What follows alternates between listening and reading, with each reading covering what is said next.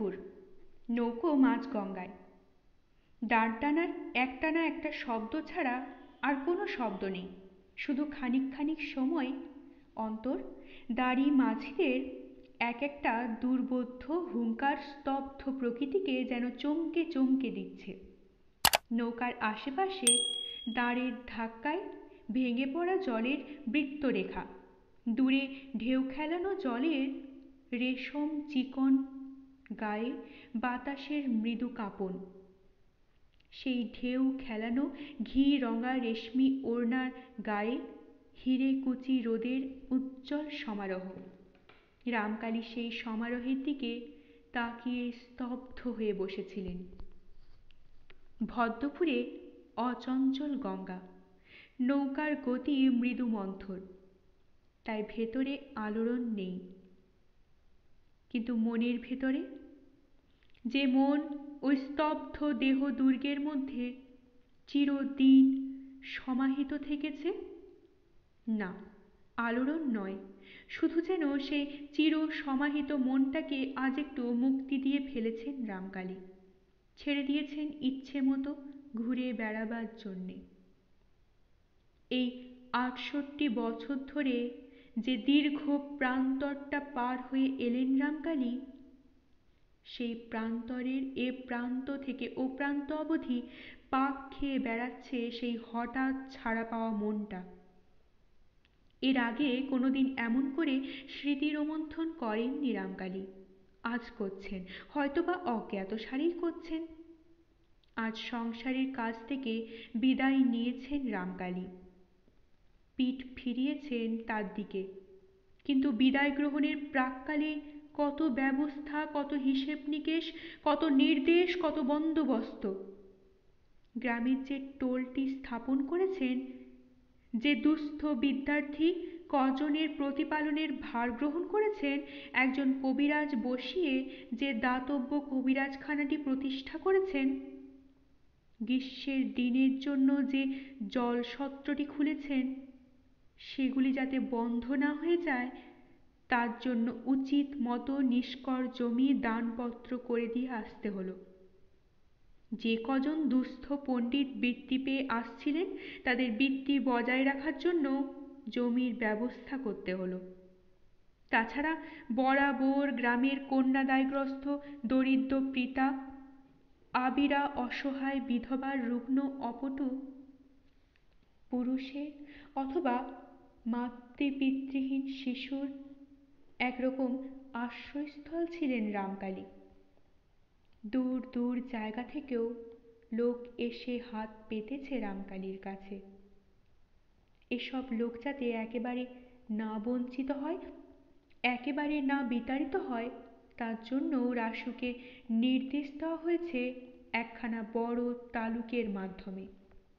অবশ্য রাসু যদি নিয়ম বজায় না রাখে, রাসু যদি সে তালুকের উপস্বত্ব আত্মসাৎ করে, করবার কিছু নেই, কারণ এটা একটা অনিয়মিত ব্যাপার।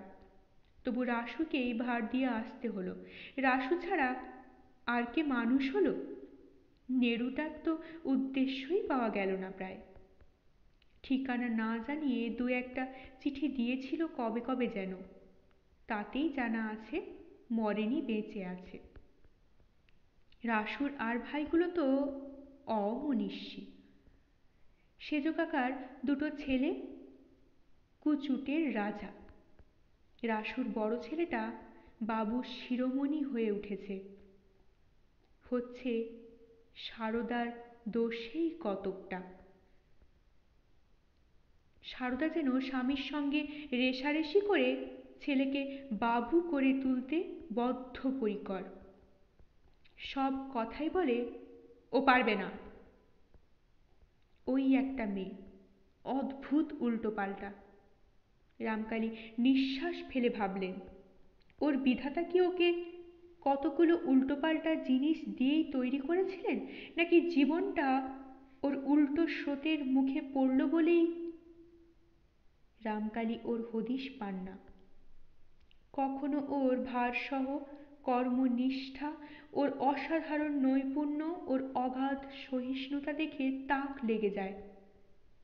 কখনো ওর বিস্ময়কর নির্লিপ্ততা, দৃষ্টিকটু ঔদাসীন্য দেখে স্তব্ধ হতে হয়। দুর্গোৎসবের সমস্ত ভার সারদা একা মাথায় তুলে নিতে ভয় পায় না।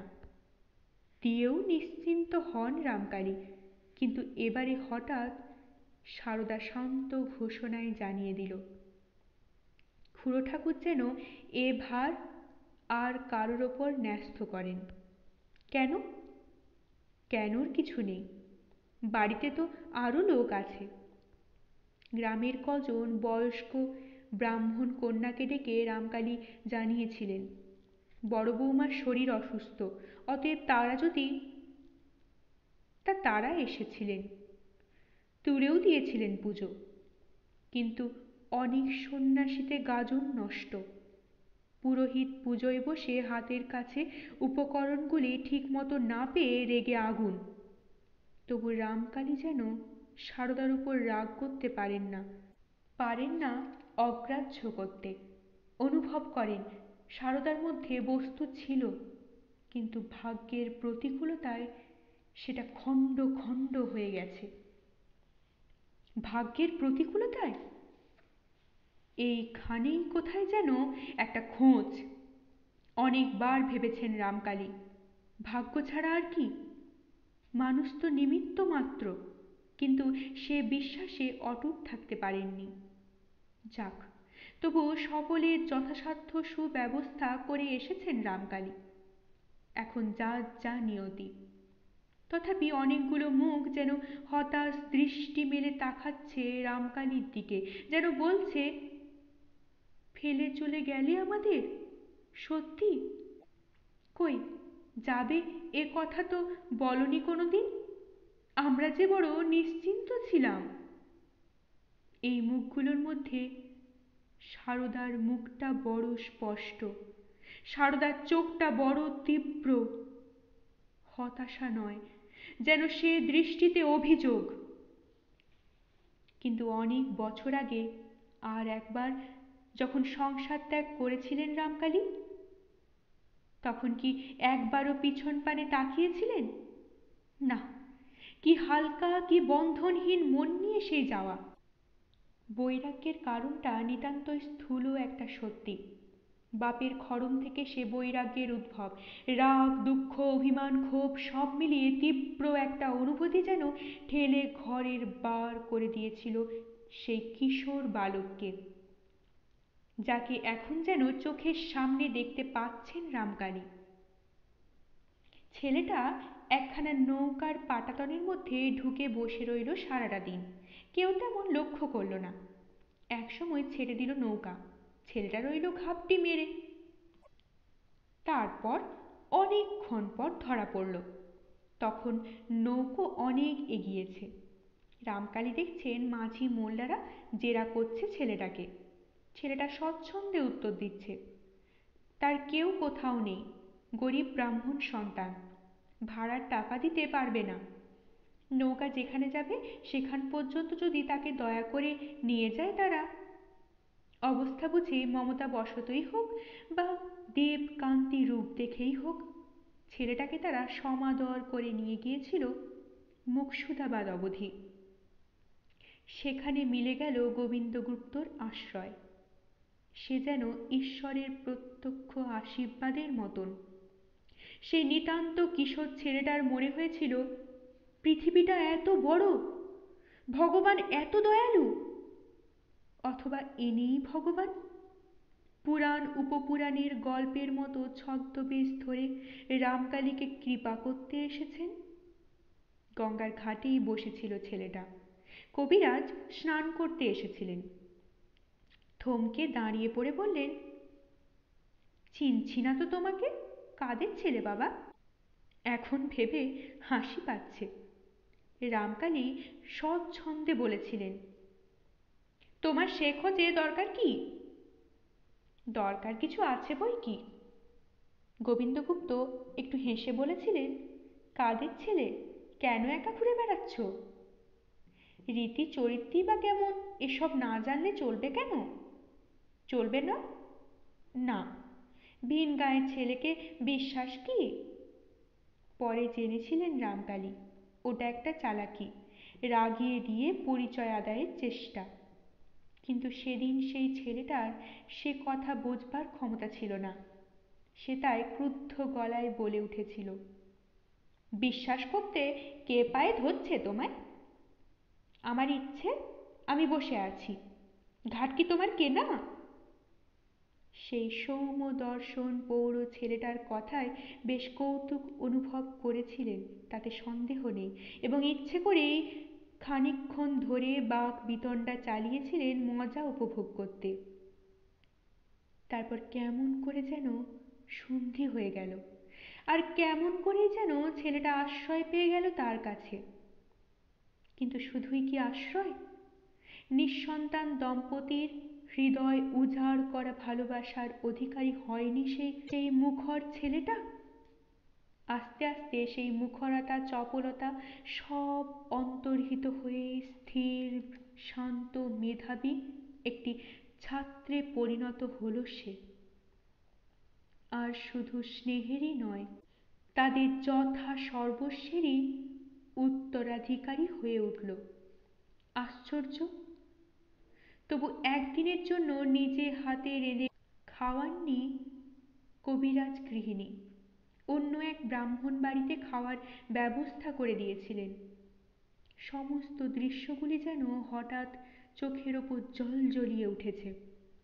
রামকালী আবদার করেছেন, জেদ করেছেন, আমি তো তোমাদের জাতেরই হয়ে গেছি বলে যুক্তি খাড়া করেছেন। কবিরাজ গৃহিণী হাসি ভরা মুখ আর চোখ ভরা জল নিয়ে বলেছেন, পাগলা ছেলে, তাই কখনো হয়?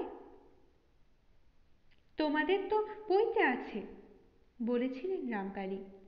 গোবিন্দগুপ্ত হেসেছিলেন।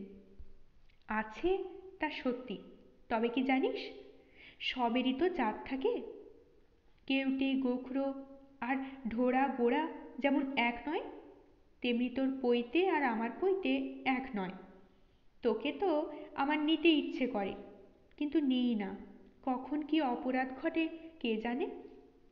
স্নেহের সঙ্গে শ্রদ্ধার এক আশ্চর্য সংমিশ্রণ।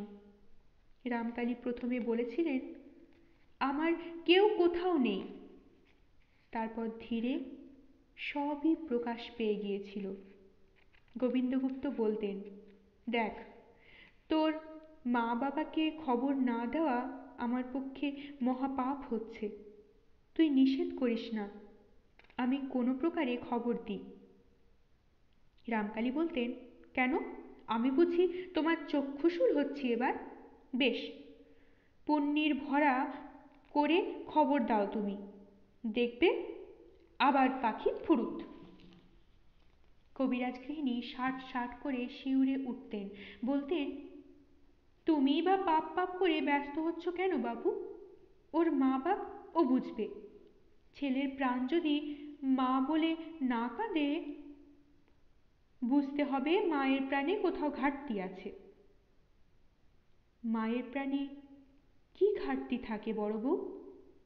কবিরাজ বলতেন সহাস্যে। রামকালী চড়ে উঠতেন, বলতেন, আছে, খুব আছে। আমাকে মা দু চক্ষে দেখতে পারে না, নইলে পিসি যখন শাসন করে তখন ইচ্ছে করে করে আমার নামে আরো লাগায়। সে বোধ হয় ননদের ভয়ে। ইহ, ভারী আমার ভয়, মায়ার চেয়ে ভয় বড় হলো। পরে অনেক সময় ভেবেছেন রামকালী, সত্যি মার জন্য তো একটুও মন কেমন করতো না তার, বরং কবিরাজ গৃহিণী যখন অসুখে পড়তেন আর শেষে যখন মারা পড়লেন, লুকিয়ে লুকিয়ে কেঁদে কেঁদে শিরোপীড়া জন্মে গিয়েছিল। কেন এমন হয়েছিল? রামকালী নিষ্ঠুর, না তার মা বাপই স্নেহহীন?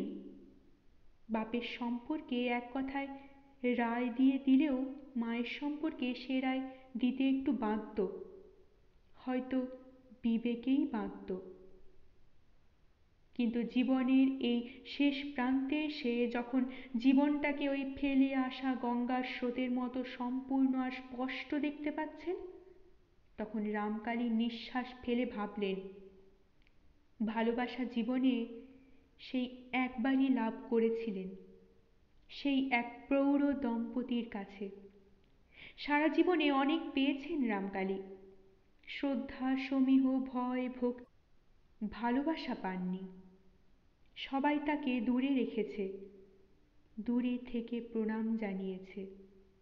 রামকালীর নিজেরই দোষ, দূরত্বের গণ্ডি নিজেই রচনা করেছেন তিনি, ইচ্ছে করে নয়, স্বভাবে। কোনোদিন কি ভাবতে পেরেছেন তিনি গ্রামের কোনো কাজকর্মে তিনি ব্রাহ্মণ ভোজনের সারিতে পা পেতে বসেছেন? ভাবতে পেরেছেন তিনি কোথাও দান নিচ্ছেন, কারো চণ্ডী মণ্ডপে গিয়ে বসে গাল গল্প করছেন, তাসপাশা খেলছেন? ভাবলে হাসি পাবে কি? ভাবতেই পারেননি। অথচ গ্রামের অনেক কুলীন সন্তানই এমনি সাধারণের ভূমিকায় জীবন কাটাচ্ছেন। কৌলীন্যতার সত্যকার বাস্তবে কোথায়? কিন্তু আজ সংসারকে পরিত্যাগ করে যাবার সময় হঠাৎ মনে হচ্ছে রামকালীর, সারা জীবন বিষয়ীর ভূমিকায় নিয়ে কাটালাম, কিন্তু সত্যি কি বিজয়ী হতে পেরেছি? তাহলে কেন মনে হচ্ছে ভয়ানক একটা লোকসানকে টেনে এনেছেন তিনি সারা জীবন ধরে? লোকসানটা কি? পরাভবটা কোথায়? লোকসানের কথা ভাবতে অপ্রাসঙ্গিক একটা কথা মনে হলো রামকালীর, কিংবা অপ্রাসঙ্গিক নয়, সত্য বড় আক্ষেপ করে বলেছিল, এই খেদ রয়ে গেল বাবা, তোমায় একদিন রেঁধে খাওয়াতে পারলুম না। আচ্ছা, কতটুকু ক্ষতি হতো রামকালীর যদি সত্যর এই খেদটুকু না রাখতেন? নিয়মের সেই সামান্যতম হানির লোকসানটাই কি মস্ত একটা লোকসান হতো? রামকালী তার জীবনে যে বস্তুকে পরম মূল্য দিয়ে এসেছেন, সত্যিই কি সেটা মূল্যের শেষ কথা? যদি তাই হয়, তবে কেন বারবার ভুবনেশ্বরী অদ্ভুত এক বিজয়িনীর হাসি হেসে চোখের সামনে এসে দাঁড়ায়? কেন বলে, জীবনে তো অনেক পেলে, পাওয়ার গৌরবে পৃথিবীর দিকে তাকিয়ে দেখনি, কিন্তু আসল ঘরটাই যে ফাঁকা পড়ে রইল তোমার, সে হিসেব করেছ কোনোদিন? কর্তব্যই করলে চিরকাল, ভালোবাসতে পারলে কাউকে? মনের মধ্যে ডুব দিয়েছেন রামকালী। ভালোবাসা কার জন্যে সঞ্চিত থেকেছে? সত্যর মুখ ছাড়া আর কোনো মুখ চোখে ভেসে উঠছে না, আর সব যেন জীবের প্রতি করুণা। সত্য আছে হৃদয়ের নিভৃতে অনেকখানি জায়গা দখল করে, কিন্তু সেটুকু কি সত্যকে কোনোদিন জানাতে পেরেছেন রামকালী? জানানো দুর্বলতা ভেবে অনবরত বালি চাপা দিয়ে আসেননি কি? হঠাৎ দুর্গা দুর্গা করে উঠলেন রামকালী, ছেড়ে দেওয়া মনকে যেন বেঁধে ফেললেন। বললেন, ওহে মুঙ্গেরে পৌঁছবে কখন নাগাদ? মাঝি বলল, আগে কর্তা, এই তো এসে পড়লাম বলে। আচ্ছা ভালো, কষ্টহারিণীর ঘাটে নৌকো বাঁধবে। সাধন সরল পিসির কাছে দেওয়া প্রতিশ্রুতি ভঙ্গ করেনি, তবু সবই প্রকাশ হয়ে পড়ল। প্রকাশ হয়ে পড়ল শুধু দীনতা আর তার ভাইপোদের মিথ্যা কথা। কাঁচা পাকা চুল, বেটে খাটো শক্ত সমর্থ চেহারার যে ভদ্রলোকটির বাসা খুঁজে খুঁজে সেদিন পিসির দেওয়া চিঠিখানা পেশ করে এসেছিল ওরা, সেই ভদ্রলোক তার পরের রবিবারেই সকালে এদের এখানে এসে হাজির হলেন। এহেন সম্ভাবনার কথা স্বপ্নেও মনে আসেনি ওদের। অবশ্য সেদিন ত্রস্ত শঙ্কিত পলায়নপর ছেলে দুটোকে প্রায় জোর করে দাঁড় করিয়ে তাদের নাম কি, দেশ কোথায়, কলকাতার বাসা কোন রাস্তায় ইত্যাদি পুঙ্খানুপুঙ্খ জেনে নিয়েছিলেন ভদ্রলোক। তথাপি সেটাকে নিছক কৌতূহল ছাড়া আর কিছু ভাবেনি ওরা দুভাই, সন্দেহ মাত্র করেনি। ভদ্রলোক 2 দিন না যেতেই কই গো খোকারা বলে এসে হানা দেবেন। এ যেন বিনা মেঘে বজ্রপাত। ভয়ে প্রাণ উড়ে গেল ওদের। সভয়ে পরস্পর মুখ চাওয়াচাই করল দুভাই। তারপর সরল নিঃশব্দে দুটো হাত উল্টে এমন একটা বেপরোয়া ভঙ্গি করল যার অর্থ দাঁড়ায়, তা আমাদের কি দোষ?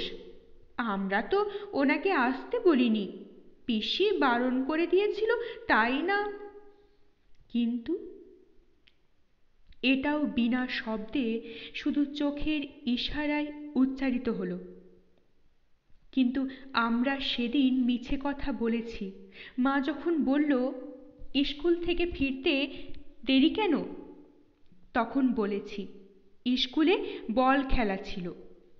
কিন্তু এত সব ভাব বিনিময় মুহূর্তেই ঘটল, কারণ ইত্যবসরেই ভদ্রলোক বাড়ির চৌকাঠ ডিঙিয়ে বাজ খাঁই গলায় পুনঃ প্রশ্ন করেছেন, খোকারা বাড়ি নেই নাকি? এবং সত্যবতী মাথার কাপড় টেনে রান্নাঘর থেকে বেরিয়ে এসে স্পষ্ট গলায় উচ্চারণ করেছে, তুরু দেখ তো কে, জিজ্ঞেস কর কাকে চান। তুরুকে আর কষ্ট করে জিজ্ঞেস করতে হলো না।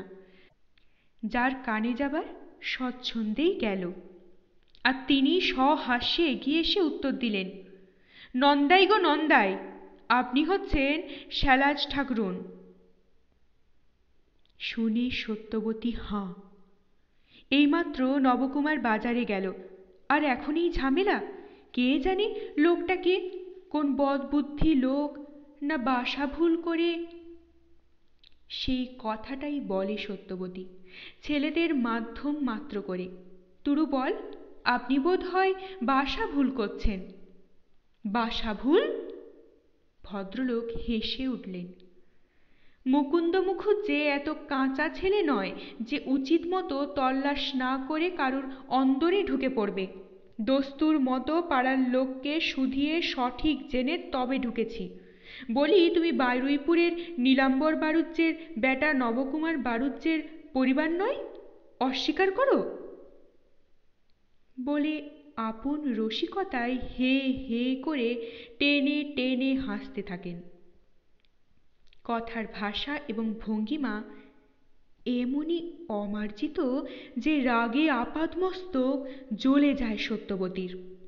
নিঃসন্দেহ যে কোনো বদ লোক নামটা পরিচয়টা সংগ্রহ করে বাড়ি ঢুকে পড়ে ভয় দেখাতে চায়। চাক, সত্যবামনিকে চেনে না। দৃঢ় আর বিরক্তিস্বরে বলে ওঠে সত্যবতী, তুরু বল, পাড়াপড়শিকে শুধিয়ে কারুর নাম পরিচয় জানা এমন কিছু কঠিন কাজ নয়। আমরা ও নামে কাউকে চিনি না, উনি যেতে পারেন। কিন্তু মুকুন্দ মুখুজ্জে এত সহজে অপমানিত হন না। হাস্যকণ্ঠ বজায় রেখেই বলেন, চেনো না তা সত্যি, জানার সুযোগ আর ঘটল কই। তোমার ননদ ঠাকরুন তো আমাকে ত্যাগ দিয়ে নিশ্চিন্দি আছেন, তা এতদিন পরে বিস্মরণ রাজার স্মরণ হলো কেন? সেই কথা শুধোতেই আসা। কিন্তু খোকারা, তোমরা একেবারে চুপটি মেরে মুখটি সেলাই করে বসে আছো যে? সেদিন অত আলাপ পরিচয় হলো, চিঠি পৌঁছে দিলে, আর আজ যেন চিনতেই পারছ না। মাকে বুঝি বলনি? তাই উনি শোবে করছেন লোকটা গুন্ডা বদমাস। এতক্ষণ তাই ভাবছিল বটে সত্যবতী, কিন্তু ভদ্রলোকের শেষ কথাটায় যেন অকুল সমুদ্রে পড়ে। এসব কি কথা? বিন্দু বিসর্গও তো বুঝতে পারছে না সত্যবতী। নিজের ছেলেদের মুখের দিকে তাকিয়ে দেখল, সেখানে স্পষ্ট অপরাধীর ছাপ। কি এ? লোকটা কি বারুইপুরের কেউ? তুরু খোকা যখন দেশে গিয়েছিল তখন দেখেছে, এখন চিনতে পারছে না। কিন্তু চিঠি কিসের ভগবান জানেন বাবা। একেই তো শ্বশুরবাড়িতে সত্যর নাম জাহাবাজ বউ, আবার এক কাঠি বাড়ল বোধ হয় সে বদনাম। ছেলে দুটো যেভাবে শুকনো মুখে দাঁড়িয়ে আছে তাতে সন্দেহ নেই ঘটেছে কিছু, কিন্তু তথাপি মুখে হারে না সত্য। দৃঢ় হলেও একটু নরম সুরে বলে, খোকা বলো, বাড়ির পুরুষজন এখন বাড়ি নেই, আপনি একটু ঘুরে আসুন, যা বলবার তাকেই বলবেন।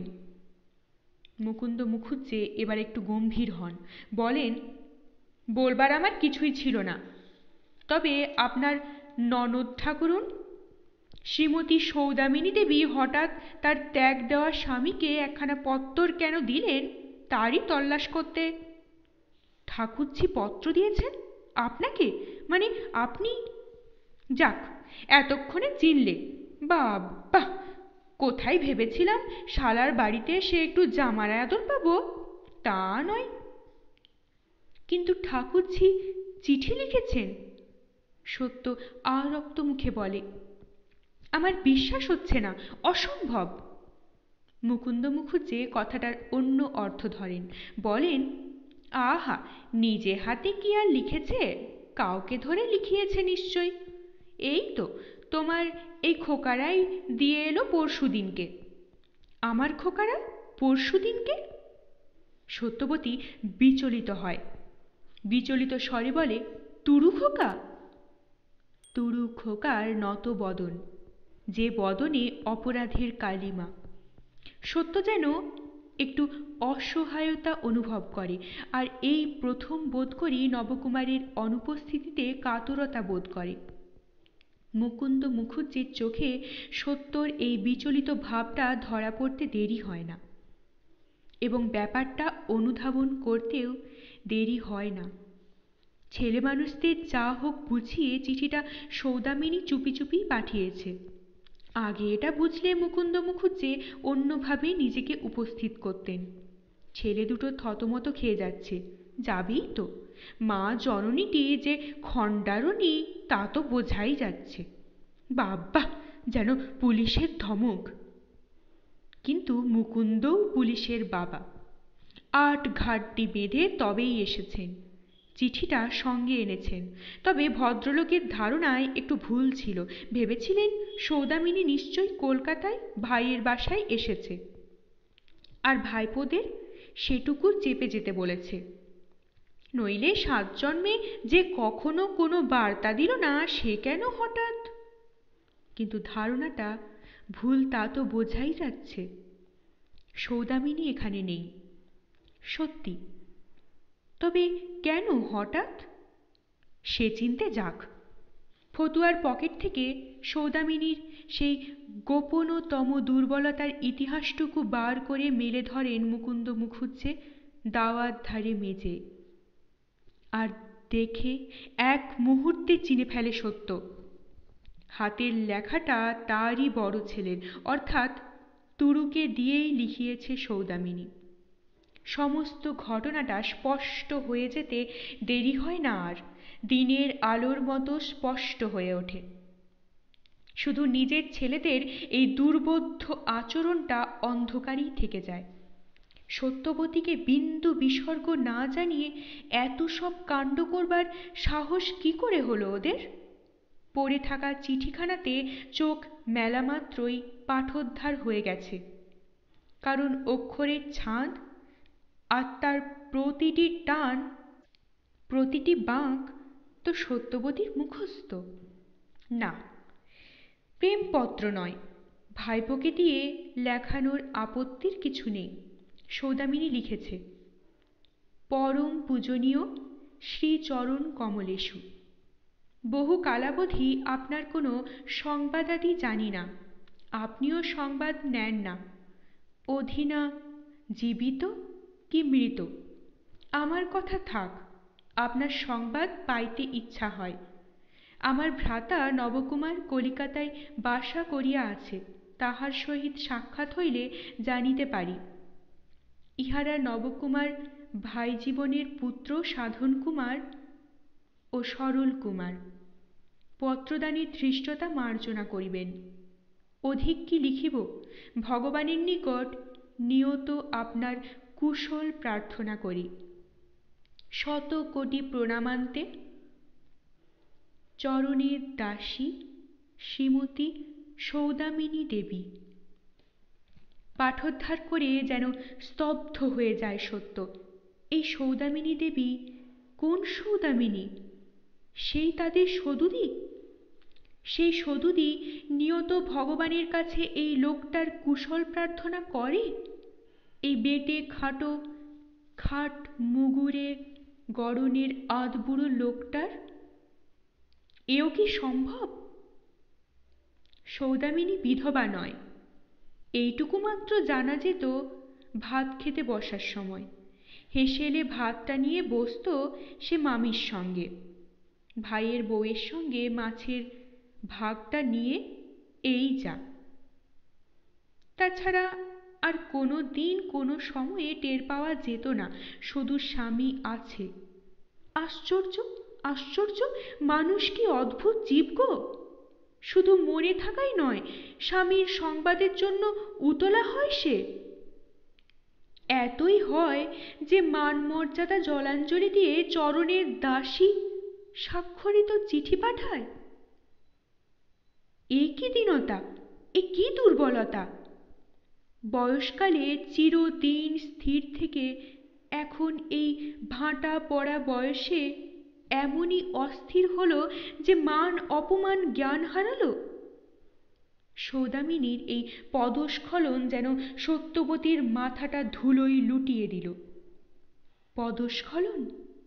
হ্যাঁ, পদস্খলনই মনে হলো সত্যবতীর। আর আকস্মাৎ তার বড় একটা যা হয় না তাই হলো। দুই চোখ জলে ভরে উঠল। তবু কষ্টে নিজেকে সামলে মাথার কাপড়টা আর একটু বাড়িয়ে সত্য বড় নন্দাইয়ের পায়ের ধুলো নিয়ে শান্ত স্বরে বলে, মনে কিছু করবেন না, চেনা জানা তো নেই কখনো। দাওয়ায় উঠে বসুন, তিনি বাজারে গেছেন, এসে পড়বেন এখনই। গুরুজনদের সামনে উনি বলাটা নাকি অশোভন, তাই তিনি বলে সত্যবতী। অবশ্য তাতে বুঝতে অসুবিধে হয় না সংসার করে ঝানু হয়ে যাওয়া মুকুন্দ মুখুজ্জের।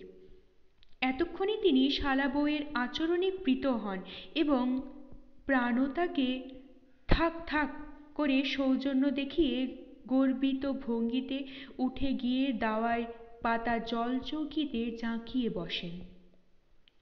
সত্যবতীর চোখের ইশারায় ছেলেরাও তাদের নবলব্ধ পিসেমশাইকে প্রণাম করে এবং চোখের ইশারাতেই তামাক সেজে আনতে যায় সরল। যদিও নবকুমার তামাক খায় না, তবুও তামাকের পাটটা বাড়িতে রেখেছে সত্যবতী অতিথি অভ্যাগতদের জন্য। আপ্যায়ন করতে হবে বই কি। পিতৃঋণ, মাতৃঋণ, দেবঋণ, গুরুঋণ তো অলক্ষ্য জগতের, আর তার শোধের কথা তো কথার কথা। আসলে কুটুম্ব ঋণের তুল্য ঋণ নেই, আর তার শোধটা নিতান্তই প্রত্যক্ষ বাস্তব। দুর্লঙ্ঘ নীতিকে লঙ্ঘন করবে সত্য। লোকটা কুটুম্ব নামের অযোগ্য বলে তা পারে না, এখন আর পারে না। এ সেদিনের সেই কিশোরী সত্যবতী নয়, একদা যে শ্বশুরকে অপবিত্র জ্ঞান করে তার পুজোর গোজ করে দিতে অস্বীকৃত হয়েছিল। এ সত্যবতীর অনেক বাস্তব বুদ্ধি হয়েছে। এখনকার সত্য জানে কতকগুলো ব্যাপারকে মনের সঙ্গে রফা করতে না পারলেও বাইরের খানিকটা রফা করে নিতে হয়, নইলে অসামাজিকতা, অভদ্রতা ইত্যাদি দায়ে পড়তে হয়। সংসার যখন করতে বসেছে, সামাজিকতার দায় পোহাতে হবে বই কি। তাই একটা নিঃশ্বাস ফেলে রান্নাঘরে ঢুকে উনুন চাপানো হাঁড়িটা নামিয়ে রাখে। তারপর বড় ছেলেকে হাতের ইশারায় ঘরে ডেকে তার হাতে রসগোল্লা আনবার পয়সা দিয়ে ঘরের দরজার কাছে এসে বসে। সেখান থেকে সরাসরি না হলেও নন্দাইকে অবলোকন করা যায়। নবকুমার যতক্ষণ না ফিরছে ততক্ষণ এই বন্ধন যন্ত্রণা সইতেই হবে তাকে। হুঁকোয় একটি সুখ টান দিয়ে মুকুন্দ মুখুজ্জে রাস ভারী গলায় প্রশ্ন করেন, কতদিন হলো বাসা করে থাকা হয়েছে? সত্য মৃদু স্বরে বলে, অনেক দিন, 7-8 বছর। বলো কি, তখন তো তুমি প্রায় কাঁচা যুবতী গো। তা বুড়ো বুড়ি যে মদ দিল, নাকি মরেছে তারা? সত্যর ইচ্ছে হয় মুখের সামনে ঘরের দরজাটা বন্ধ করে দিয়ে বসে থাকে গুম হয়ে, কিন্তু করে না। সংক্ষেপে বলে, আছেন। মদ না দিলে চলবে কেন, ছেলেদের লেখাপড়া। তা বটে, একালে তো আর পাঠশালে পড়া বিদ্যেই চলবে না। তা মাত্র ওই 2টি নাকি? কুচো কাচা দেখছি নে তো। এ কথার আর উত্তর কি দেবে সত্য? চুপ করেই থাকে। আর হয়নি এটা বলতেও বুঝি কোথায় কাঁটার মতো একটু বাঁধে। অদৃশ্য সেই কাঁটাটা বুঝি আস্তে আস্তে অবয়ব নিচ্ছে এক নিভৃত অন্ধকারে। মুকুন্দ যেন নাছোড়। ফের বলেন, বাপের সঙ্গে বেরিয়েছে বুঝি? এ প্রশ্নের উত্তরটা সরলই বলে ফেলে, আমরা শুধু 2 ভাই। মুকুন্দ যে এর মধ্যে নিজের কি ভালো আবিষ্কার করেন কে জানে। সস্মিত মুখে বলেন, তা ভালো, আপদের শান্তি। এ দিব্যি ঝাড়া হাত পা হয়ে যাওয়া। এখন তীর্থ করো, ধর্ম করো, দস্যিবৃত্তি করে সংসার করো, কোনো বালাই নেই। বাবা, আমার ঘরের এন্ডি গেন্ডিগুলো দেখলে আমার মাথা কেমন করে। মানুষের ছা তো নয়, যেন হাঁস মুরগির পাল। এবারে বোধ করি সত্য বিরক্ত হতেও ভুলে যায়, চমৎকৃত হয়েই তাকিয়ে থাকে। বেটা ছেলেতে যে এমন ধরনের কথা কইতে পারে এ তার জানা ছিল না। তার বাপের বাড়িতে সে অনেককে দেখেছে, সে মেয়েলি বেটা ছেলেও দেখেছে, দেখেছে নীলাম্বরকে, নবকুমারকে। সত্যর আদর্শ অনুযায়ী পুরুষ বেটা ছেলের রূপ কোথাও দেখেনি সত্য। কিন্তু এ কি? গ্রামের গাইয়ামির মধ্যেও এক ধরনের শোভন সভ্যতা আছে। এই শহুরে গেঁয়োটা এক কথায় বিশ্রী কুৎসিত, অথচ দেখলে বোঝা যায় লোকটা এককালে সুপুরুষ বলেই গণ্য হতো। একটু বেঁটে বটে, তবে রংটি হরতেলের মতো, মুখাকৃতি দিব্য, কাঁচা পাকা হলেও চুলে কেয়ারি আছে, আর সর্ব অবয়বে তোয়াজের চিহ্নটি পরিস্ফুট। হাঁস মুরগির পালের সংসার হলেও ভদ্রলোক নিজের তোয়াজটি ভালোই বাগিয়ে নেন, সন্দেহ নেই। সদুদির সতীনকে মনে মনে এক প্রকার ব্যঙ্গাত্মক তারিফ করে সত্য। কিছুক্ষণ নীরবতা। মুকুন্দ হুঁকো টানছেন। সত্য উৎকণ্ঠিত দৃষ্টিতে সদরের দরজার দিকে তাকিয়ে আছে, আর বেচারা সরল মনে মনে কাঠ হয়ে চুপচাপ দাঁড়িয়ে আছে উদ্ধত বজ্রের নিচে প্রতীক্ষারতের মতো। এই লোকটা চলে যাওয়ার পর যে তাদের বিচার হবে সে বিষয়ে সন্দেহ নাস্তি। প্রতীক্ষার মুহূর্ত দীর্ঘ। সত্যর মনে হয় নবকুমার যেন কতকাল বাজারে গেছে, আর তুরুটাও কম দেরি করছে না। ময়রার দোকান তো এই কাছেই। নীরবতা ভঙ্গ করলেন মুকুন্দ। বলেন, তা তোমার ননদ ঠাকুরুনি বোধ হয় মামা মামির সেবা করছে? কণ্ঠ যেন একটু চাপা অসন্তোষ। সত্য আস্তে বলে, উনিই তো কাছে আছেন বরাবর। তা থাকতেই হবে, বেটার বউ যখন উঠতে শিখেছে, কিন্তু স্বামীর সংসারের প্রতিও তো একটা কর্তব্য আছে। এই তো আমার ঘরে সংসারটা একটা মানুষ বিহনে ফুটো নৌকোর তুল্য। দ্বিতীয় পক্ষটি তো আমার হরঘড়ি আতুর ঘরে ঢুকতে ওস্তাদ। বাচ্চা কাচ্চাগুলোর হাড়ির হাল। এখন বড় গিন্নি এসে থাকলে সব দিকে রক্ষা হয়। আর তারও বোধ করি নিতান্তই অসহ্য বিস্ময়ে স্তব্ধ হয়ে গিয়েছিল বলে সত্য এতগুলো কথা বলবার অবকাশ দিয়েছিল লোকটাকে। কিন্তু স্তব্ধতার ঘোর কাটল। আর লোকটা যে সদ্য আগন্তুক এবং হিসেব মতো গুরুজন সে কথা বিস্মিত হয়ে মৃদু হলেও তীব্রস্বরে বলে উঠল, আপনার অবশ্যই সব দিকে রক্ষে হয়। বিনি মাইনেই রাঁধুনি চাকরানি ঘরুনি সব পেয়ে যান, কিন্তু তার কি উপকারটা হবে শুনি? মুকুন্দ মুখুজ্জে ক্ষণকালের জন্য থতমত খেয়ে যান।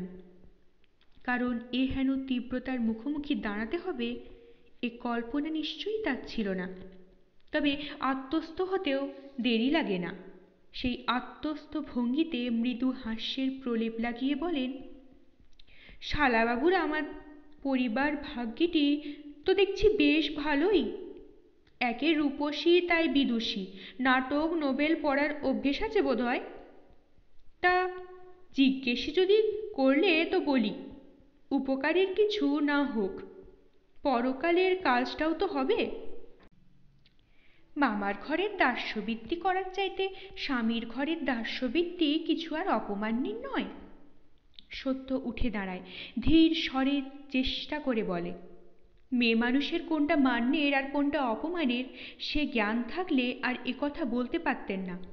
তবে ঠাকুরজি যে আপনাকে ত্যাগ দেয়নি, আপনিই ত্যাগ দিয়েছেন তাকে, জানা আছে আমার সে কথা। এখন সংসারে ঝিয়ের দরকার হয়েছে বলে তার পরকালের চিন্তা নিয়ে মাথা ঘামাতে এসেছেন। যতই ধীরভাবে বলতে চেষ্টা করুক তবু উত্তেজনায় মুখটা লাল হয়ে ওঠে সত্যর।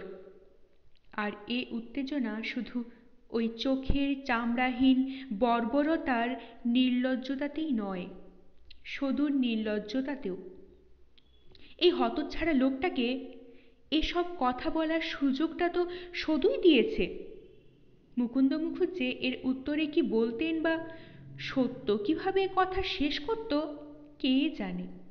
বাধা পড়ল পিতা পুত্রের আগমনে। সাধন এসেছে রসগোল্লা নিয়ে, সঙ্গে সঙ্গে নবকুমারও। পথে বাবার সঙ্গে দেখা হয়ে যাওয়ায় সমাচারটা জানিয়ে দিয়ে অবহিত করিয়ে এনেছে সাধন। বাবার দেখা পেয়ে যেন আপাতত বেঁচেছে বেচারা। সরাসরি মার মুখোমুখি দাঁড়াতে অন্তত একটু বিলম্ব হবে। নবকুমার অবশ্য গুরুজন এবং দুর্লভ কুটুম্বর সম্মান জানে।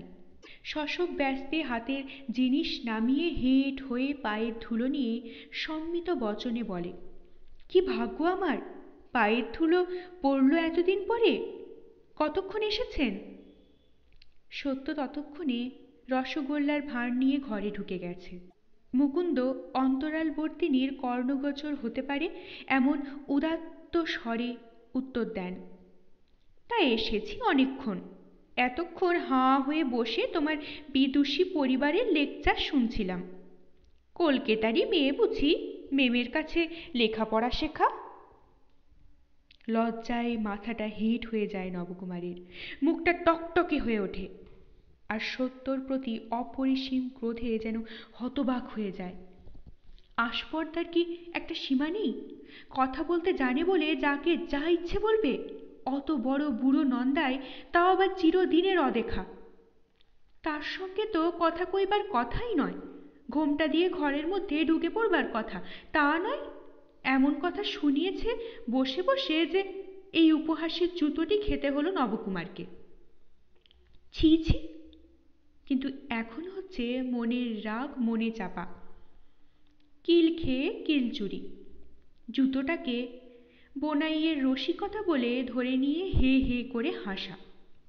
সেই হাসি হাসতে থাকে নবকুমার, এবং সত্য নিঃশব্দে রসগোল্লার রেকাবি আর জলের গ্লাসটা নামিয়ে দিয়ে বাজারের ধামাটা তুলে নিয়ে ঘরে চলে গেলে বোনাই নিজেই যখন হাতে উঠিয়ে ব্যঙ্গ হাস্যে বলেন, জুতো মেরে গরুদান, তা মন্দ নয়। যাক, বামুন মুচি বাড়িতেও লুচি খেতে ছোটে। তখনও নবকুমার সেই হে হে হাসি হাসতে থাকে, বরং মাত্রাটা আরো বাড়িয়ে দেয়। অতঃপর সত্য আর বেরোয় না। ছেলে দুটো গুটি গুটি করে ঘরে ঢুকে বই নিয়ে পড়তে বসে। নবকুমারীর সঙ্গেই অনেকক্ষণ কথা চালান মুকুন্দ। সুহাসিনী বাড়িতে নেই।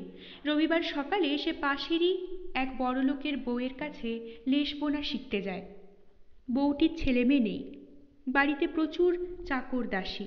স্বামীটি রবিবার হলেই সকাল থেকে তাসের আড্ডায় চলে যায়। অতএব রবিবার সকাল তো বটেই, এমনিতেও বউটির অফুরন্ত অবকাশ। সুহাসিনীর স্কুলে যাবার পথে জানলা দিয়ে ডেকে ডেকে নিজেই আলাপ করেছিল বউটি। ওই লোকটা থাকতে থাকতে সুহাস না ফিরলেই বাঁচি। রান্না করতে করতে ভাবল সত্য, ফিরলে তো ওরই চোখের সামনে দিয়ে ফিরবে। অতি বদ প্রকৃতির লোক, দেখলে নিশ্চয়ই ওই সুহাসের কথায় 700 কৈফিয়ত চাইবে। মানুষ যে কেন এমন অসভ্য হয়। আস্তে আস্তে অন্য ভাবনায় চলে আসে সত্য। শুধু কি অসভ্য হয়, হ্যাংলাও হয় নাকি? নইলে শুধু ওই বদ লোকটাকে এখনো স্বামী জ্ঞান করে বসে আছে। শুনেছে নবকুমারের কাছে ইতিহাস, নির্যাতনের জ্বালায় চলে গিয়েছিল সদু। তারপর সেই নির্যাতক স্বামী ঘরে সতীন কাটা পুঁতেছে, সে খবরও জানা। তবে এত সত্ত্বেও কি চিরদিন মনে মনে ও চরণের দাসী হয়ে থেকেছে সৌদামিনী? না ওটা একটা নিয়ম রক্ষকের পাঠ মাত্র? হয়তো এদিকে মামির নির্যাতনে সাময়িকভাবে কোনোদিন ধৈর্যচ্যুতি হয়েই শুধু এ কাজটা করে বসেছে। কিন্তু তাই কি? এ তো মনে হচ্ছে বেশ পরিকল্পনার ব্যাপার, রাগের মাথায় কিছু করে ফেলা নয়।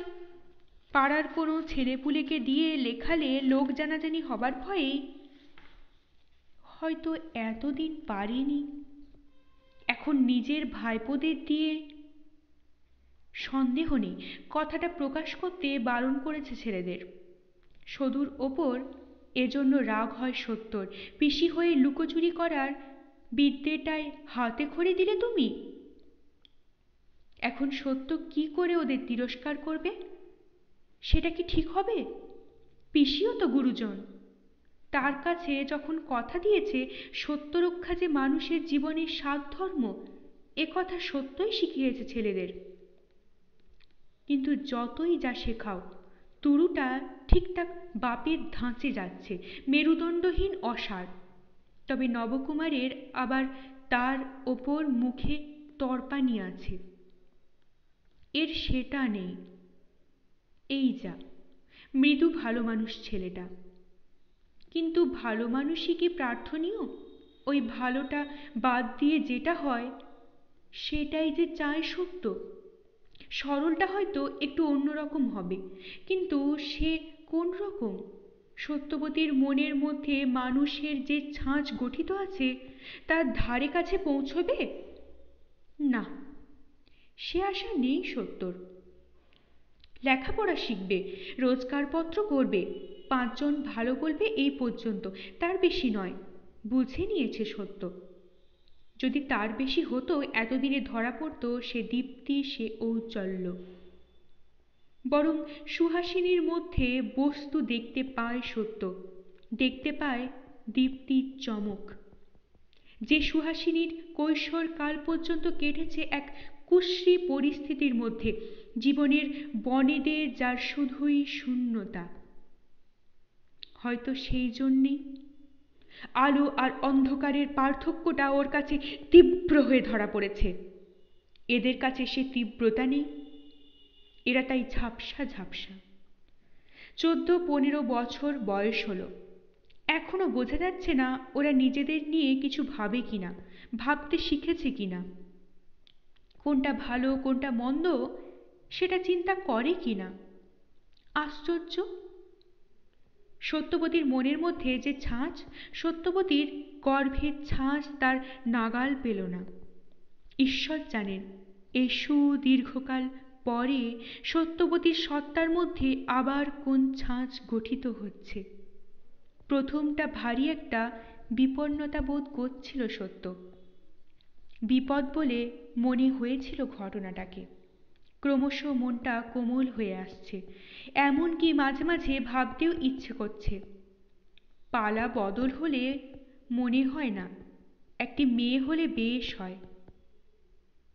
আজ হঠাৎ মনে হলো সত্যবতীর, যদি তাই হয়, কে বলতে পারে সে মেয়ে তার পিতামহীর আকৃতি আর প্রকৃতি নিয়ে অবতীর্ণ হবে কিনা। হয়তো তাই হবে। সত্যবতীর একাগ্র ইচ্ছার নিরন্তর তপস্যা কোনো কাজেই লাগবে না।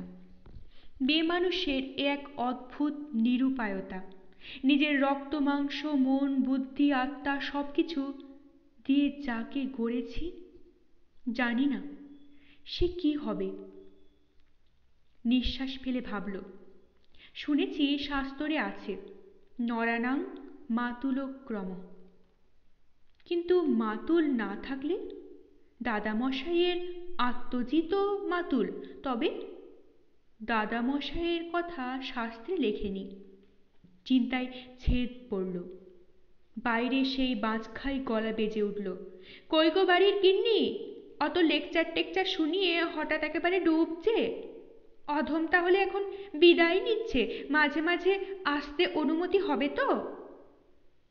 সত্য বাইরে বেরিয়ে এসে হেঁট হয়ে নমস্কার করে শান্ত গলায় বলে, আসবেন বই কি।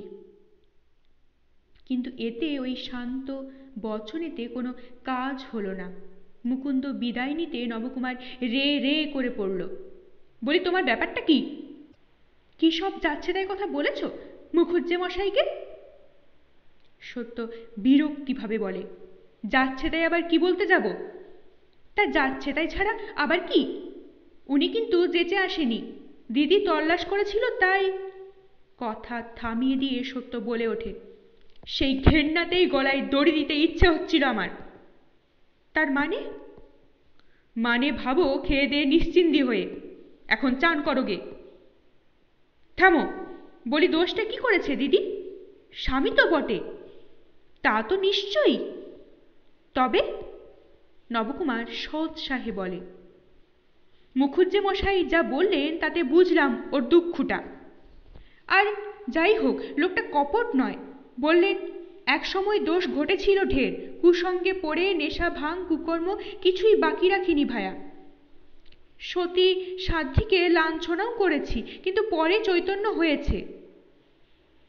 সত্য নিরীহ গলায় বলে, হয়েছে বুঝি? হয়েছে বই কি, এখন তো ওই তামাকটুকু ছাড়া আর কোনো নেশাই নেই। তাই বলছিলেন কত ইচ্ছে হয়েছে গিয়ে ক্ষমা চাই, মামার পায়ে ধরে চেয়ে আনি, কিন্তু লজ্জাই পারিনি। তা তোমার দিদি যে কালে আগু বাড়িয়ে লজ্জাটা ভেঙে দিল, তাতে তা বেশ তো, সুখের কথা। দিদিকে আনিয়ে নিয়ে আবার নতুন করে গাঁটছড়া বেঁধে পাঠিয়ে দাও, দুই সতীনে সুখে সংসার করুন। বলে একটু তীক্ষ্ণ হেসে সরে যাচ্ছিল সত্য, কিন্তু মুহূর্তেই ঘটে গেল এক বিপর্যয়।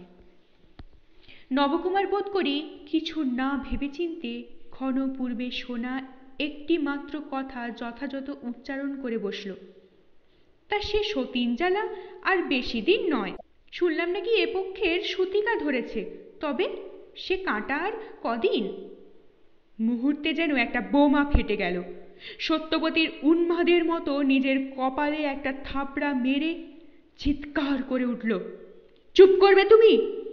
দয়া করে একটু চুপ করবে? যদি তা না পারো তো যে করে পারো আমায় জন্মের শোধ কালা করে দাও। একা সংসারে এতদিন ধরে অরুচি আর অখিদেই না খেয়ে খেয়ে ভেতরে ভেতরে দুর্বল হয়ে যাওয়া শরীরটা এই উত্তেজনার ভার বইতে পারল না, হুড়মুড়িয়ে পড়ে গেল। ছেলে দুটো হাউ মাউ করে জল আর পাখা আনতে ছুটল। নবকুমার ঘর থেকে একটা বালিশ এনে সত্য লুটিয়ে পড়া মাথার তলায় গুঁজে দিতে বসল। আর এই সময় সুহাসিনী ও বাড়ি থেকে এসে পাথর হয়ে দাঁড়িয়ে পড়ল।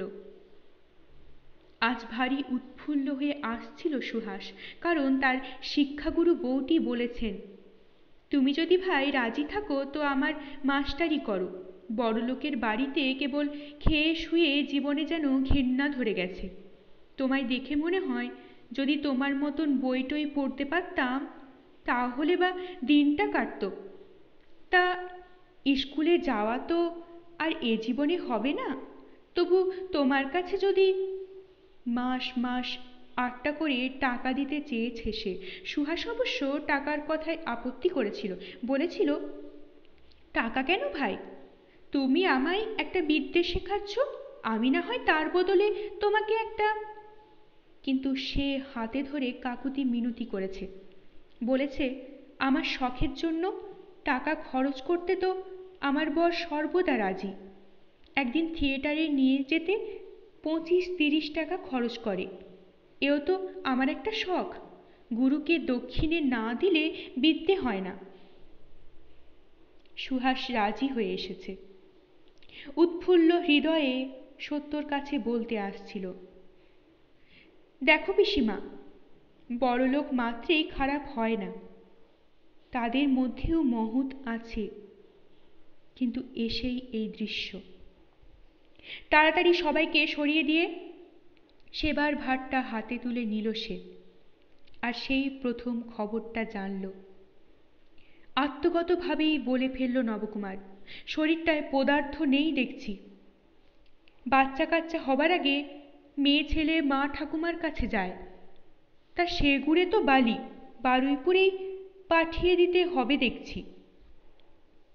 কিছুটা সময় দিশেহারা হয়ে তাকালো সুহাস, তারপর নিজের ওপর ধিক্কারে অবাক হয়ে গেল। ছি ছি, এত বড় বুড়ো মাগি মেয়ে সে, এমনই অবোধ, এক ঘরে একসঙ্গে কিছু টের পায়নি।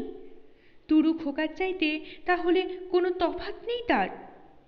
পিসিমার যে শরীরের এমন অবস্থা হয়েছে, প্রথমে তো তারই বোঝা উচিত ছিল, যত্ন আত্মীয় করা উচিত ছিল। বুঝতে পারেনি সত্যর ছেলে দুটো এত বড় হয়ে গিয়েছে যে এ ধরনের চিন্তা মাথাতেই আসেনি। তার শুধু লজ্জাই নয়, আজ সত্যর এই চৈতন্যহীন পাংশ মুখের দিকে তাকিয়ে অজানা একটা ভয়েও বুকটা কেঁপে উঠল সুহাসের। সুহাসের ভাঙা ভাগ্যে যদি তার এই আশ্রয়ের ভেলা ডুবে যায়, যদি সত্যর কিছু ঘটে। অনেকদিন পরে ছেলেপুলে হলে তো বিপদ হতে পারে শুনেছে। বুকটা কেঁপে নিথর হলো সুহাসের, আর বোধ করি এই প্রথম উপলব্ধি করল সত্যকে কতটা ভালোবাসে সে। শুধু আশ্রয়ের ভেলা বলেই নয়, মানুষটা বলেও প্রাণের আসনে বসিয়ে রেখেছে সুহাস সত্যকে প্রতি মুহূর্তের সংস্পর্শে। মা ঠাকুমা নেই বলে যত্ন পাবে না সত্য? সুহাসের কি বয়স হয়নি সেবা করবার? ভালো লাগলে অবশ্যই লাইক করবেন, শেয়ার করবেন। পরবর্তী পর্বে চোখ রাখতে চ্যানেলটিকে অবশ্যই সাবস্ক্রাইব করবেন ও প্রতিটি পর্ব মিস না করার জন্য বেল আইকনটি প্রেস করবেন। আপনাদের অভিমত কমেন্ট বক্সে অবশ্যই জানাবেন। অনেক ধন্যবাদ। নমস্কার।